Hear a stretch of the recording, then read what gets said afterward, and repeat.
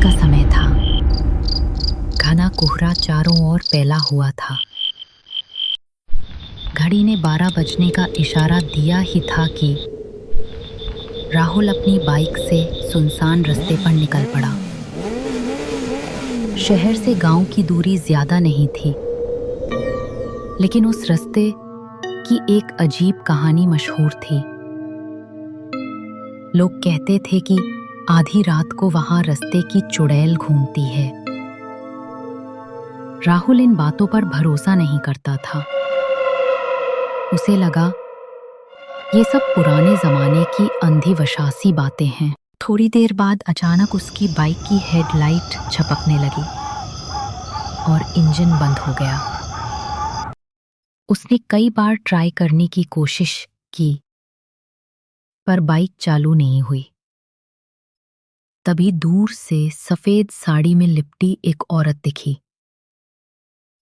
उसके लंबे खुले बाल हवा में लहरा रहे थे। राहुल ने सोचा शायद कोई मदद मांगने आई होगी, लेकिन जैसे जैसे वो औरत पास आती गई, उसका दिल तेजी से धड़कने लगा। औरत के पैर उल्टे थे। राहुल घबरा गया। उसने बाइक दोबारा चालू की और इस बार इंजन चालू हो गया, मानो किसी अदृश्य ताकत ने उसे चलने का आदेश दिया हो।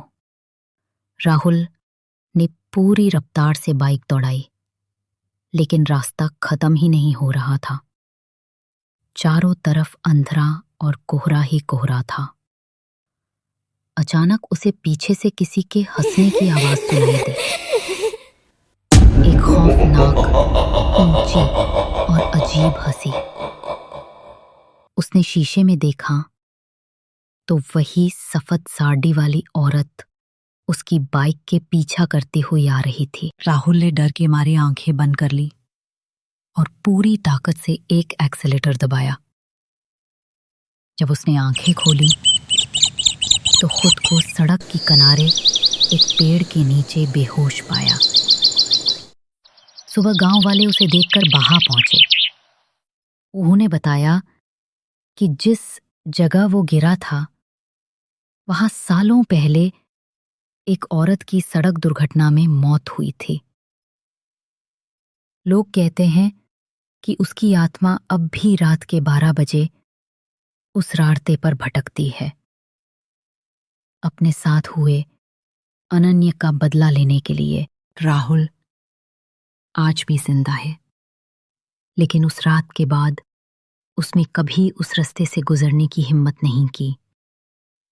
गांव के लोग अब भी कहते हैं कि जब रात होती है और कोहरा घना छा जाता है, तो कोई हंसने की आवाज सुनाई देती है। शायद वो रास्ते की चुड़ैल अब भी वहां मौजूद है।